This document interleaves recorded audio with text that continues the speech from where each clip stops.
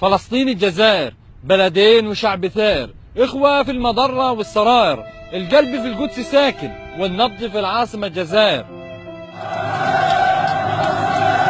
جدي وصاني بزماني وهزني بيمينه وحكالي بوداني، الجزائر يا بني بلدك التاني.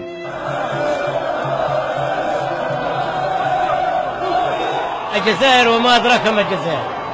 الجزائر البلد الذي خلطت دماءها بالدماء الفلسطينية في 48 وأرسلت مجاهديها للمحاربة جنبا إلى جنب بالفلسطينيين في 48. الجزائر من زمن جوانا، ساكنينها سكنانا، عارفينها عرفانا، ما بنسى كلمة البطل هواري في بداية عصره، نصرك يا فلسطين هو نصره. ظالمة أو مظلومة هيك حكاها أبو مدين، هيك الرجولة والشهامة أصله. وش تكون الجزائر؟ سؤالي كان للجد، جاني كالصاروخ الرد. الجزائر نساء حرائر ورجال فتية، من الأمد للأبد ثابتين عندهم جلد، من رئيسها لأي كاتب في البلد، من كل حي، من ولد الولد، مع القضية بالحمية. هنا في غزة يمكن أكثر شعب وقف معنا وساندنا في قضيتنا، خصوصا في حصار غزة وقوافل المساعدة اللي كانت تيجي لفلسطين، 90% منها من الجزائر وأهل الجزائر. احنا هنا في غزة بنموت عشقا في أهل الجزائر.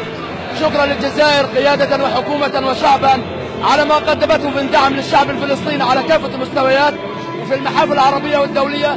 الجزائر التي حضرت الثورة الفلسطينية التي صدح منها الاستقلال الفلسطيني.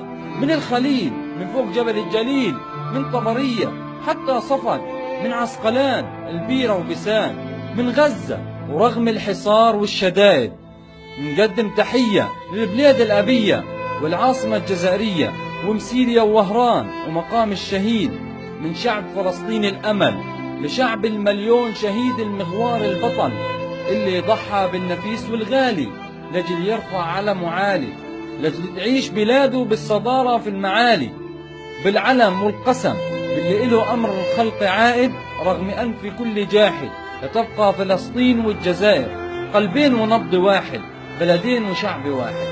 من غزة ورغم الحصار والشدائد بنقدم تحية للجزائر الأبية، لشعب المليون ونص شهيد اللي ضحى بالنفيس والغالي لجل يرفع علم عالي، لجل تعيش بلاده بالصدارة والمعالي.